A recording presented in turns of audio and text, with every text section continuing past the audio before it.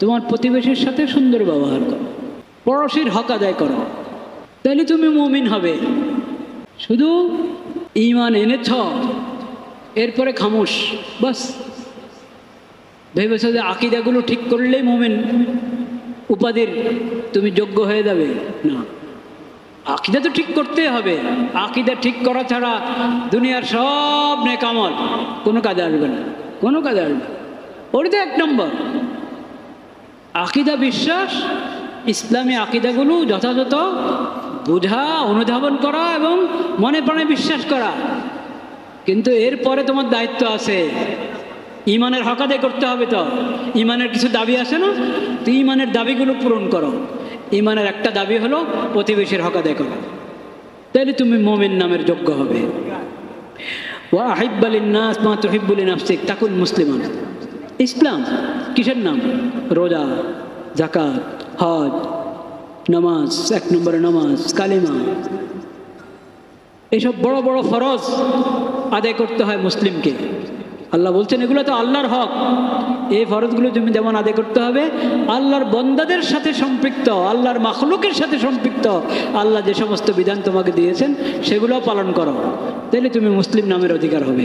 ওগুলোর মধ্যে একটা কি, নিজের জন্য যেটা তুমি ভালোবাসো, অন্যের জন্য সেটা কি করবে? ভালোবাসবে। নিজের জন্য যেটা ভালোবাসো না, পছন্দ করো না, এটা অন্যের জন্য কি করবে না? ভালোবাসবে।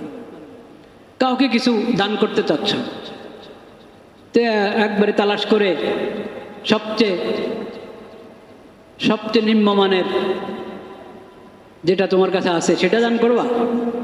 হ্যাঁ, তোমাকে যদি কেউ এরকম হাদিয়া দেওয়ার সময় হাদিয়া দেয়, তোমার কাছে কেমন লাগবে? আর কিছু খুঁজে পায় নাই, আর কিছু খুঁজে পায় নাই, রাস্তা থেকে উঠে নিয়ে আসছে। হ্যাঁ, আরেকজনকে দেওয়ার সময় তুমি তো এটা পছন্দ করবে না যে তোমার সঙ্গে এমন আচরণ করা হোক। তুমি সফরে গিয়েছো, তোমার ছেলেটা অসুস্থ হয়েছে, তোমার প্রতিবেশী খোঁজ নেয় নাই, তুমি কষ্ট পাবে না? কষ্ট পাবে। তাহলে তুমি তার সাথে কি আচরণ করবা? সে সফরে গিয়েছে, তার ছেলেটা অসুস্থ, তুমিও খোঁজ নিলা না, তো কেমন হলো? তুমি নিজের জন্য যেমন আচরণ পছন্দ করো, আরেকজনের সাথে সে আচরণ করো। নিজের জন্য যে কল্যাণ কামনা করো, আরেকজনের জন্য সে কল্যাণ কামনা করো। নিজের জন্য যে ক্ষতিটা, যে অকল্যাণ, যে ক্ষতি তুমি চাও না, আরেকজনের জন্য সেটা কিভাবে কামনা করবা? আরেকজনের যাতে এই পেরেশানি না হয়, মুসিবত না হয়, সেটা তুমি কামনা করো।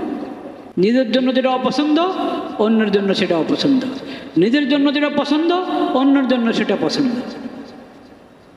এটা হলো ঈমানের দাবি, ইসলামের দাবি। তো নবী করিম সাল্লাল্লাহু আলাইহি ওয়াসাল্লাম বলছেন, তুমি ইসলামের মধ্যে যে ফরজগুলো আল্লাহর হকের সাথে সম্পৃক্ত, ওগুলো যেমন আদায় করছো, বন্দার হকের সাথে সম্পৃক্ত যে ফরজগুলো, এই ফরজগুলো আদায় করো, তাহলে তোমার ইসলাম পুরো হবে, তখন তুমি মুসলিম নামের অধিকারী হবে। ওই হাদিস তো আপনারা সবাই জানেন, শুনেছেন, আল মুসলিম মান সালিম আল মুসলিমুনা মিন লিসানিহি ওয়া ইয়াদিহি। মুসলিমকে, প্রকৃত মুসলিম ওই ব্যক্তি যার হাত থেকে এবং জবান থেকে মানুষ নিরাপদে থাকে, সে মুসলিম।